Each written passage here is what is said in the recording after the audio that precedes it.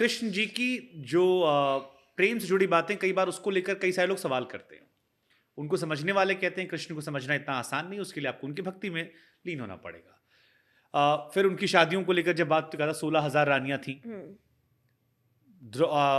आपकी राधा रानी का जिक्र होता है, मीरा तो चलिए बाद में, रुक्मणी जी थी।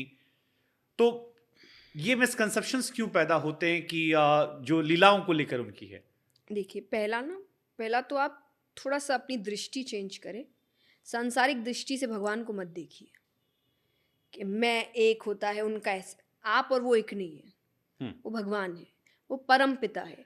आज अधिकतर लड़कियां उनको प्रेमी की नज़र से देखती है, उनको प्राण पति कहते हैं कि सबके पति हैं वो, और वो भगवान है।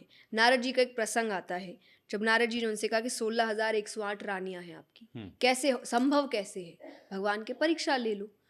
तो नारद जी एक ही समय में हर कमरे में गए, हर कमरे में कृष्ण है। आप कर सकते हैं ये? नहीं। तो बराबरी मत करिए। मेन बराबरी की होती है। लोग इतनी समझदारी से बराबरी करते हैं कि उनको ऐसा लग रहा है कि ये मेरे मतलब की चीज़ है, तो नाम लगा दो। भगवान भी करते हैं, जहाँ उनको कह दो हाँ, कि जैसे कुछ शिव ऐसी जी के चीज़। नाम पर लोग हाँ, मदिरापान करते हो, कहते हैं कि भगवान ने किया, हम हाँ, भी करेंगे। करिए, विष भी पीजिए थोड़ा, फिर मैं मानूंगी कि आप बराबरी कर सकते हैं। रासलीला की आप बात करें, फिर शादियों तो की आप भगवान बात के कर पास ही रहे हैं। पहुंच जाएंगे ना, विष ले लेंगे तो। एग्जैक्टली ना। तो आप पचा नहीं पाए, और अब विष छोड़िए, आप तो जो पी रहे वो भी नहीं पचा रहे। कल कहाँ मिल रहे हैं आपको नहीं पता। हम्म। उन्होंने विष ग्रहण करके वो जैसे के तैसे रहे। तो आप बराबरी कैसे कर रहे हैं भगवान के साथ? आपको तो ये समझना है कि मुझे ये चीज़ समझ नहीं आई तो मुझे देखना है, और वो तभी होगा जब आप भगवत दृष्टि से देखेंगे। आप रासलीला की बात करते हैं, मैं बहुत स्पष्ट शब्दों में कहती हूँ, आप जब कथा में आएंगे, आप लाखों की संख्या में लोगों को नृत्य करते देख रहे हैं। इमेजिन आप भी वहाँ आए, आपको अच्छा लगा, आपने नृत्य किया। नृत्य करते करते अचानक से शायद भगवान खुश हो जाए और वहाँ आ जाए, क्या आप नाचना छोड़ देंगे?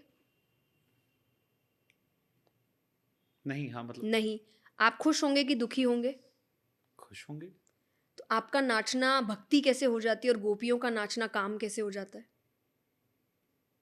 हम्म। वो भी तो नृत्य कर रही है भगवान के साथ, और वो देखकर आपके मन में आ जाता है, अरे लड़का लड़की ये है वो है। और जहाँ आपकी भक्ति की बात आए, भगवान है, भगवान आ जाए, भगवान आते क्यों नहीं? तो अपनी भक्ति भक्ति, उनकी भक्ति काम कैसे? और उनकी तो जितनी भक्ति उतने तो उसकी तो आप पैर की धूल नहीं, जितनी भक्ति गोपियों ने करी। बस अंतर है, आप सांसारिक दृष्टि से देख रहे हैं। सबके पीछे कारण है। मैं नहीं कहूंगी, मैं आपको पूरा, आप श्रीमद् भागवत जाके पढ़िए, अगेन आई विल से, थोड़ी रिसर्च आप खुद करिए। हर वक्त आप दूसरों पे निर्भर मत रहिए, पर आप पढ़िए।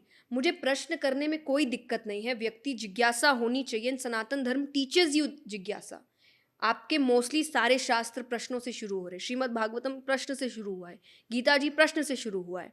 तो वो तो कह रहा है प्रश्न करो, पर अभी आप प्रश्न ना रिसर्च किए बिना और आरोप लगाने के तौर पे करे, मर्यादा में नहीं कर रहे कि मुझे जानना है, मुझे भगवान के बारे में जानना है। भगवान ने अभी क्या कह रहा है, ये किया वो किया, ऐसा किया, ऐसा करता क्या, ऐसा। ये मर्यादा नहीं है, और ऐसे आंसर देने की इच्छा भी नहीं होती। और शास्त्र कहता है, ये मैं लिटरली कह रही हूँ कि शास्त्र कहते जो खुद पढ़ के नहीं आ रहा, उसको हक भी नहीं बनता प्रश्न करने का।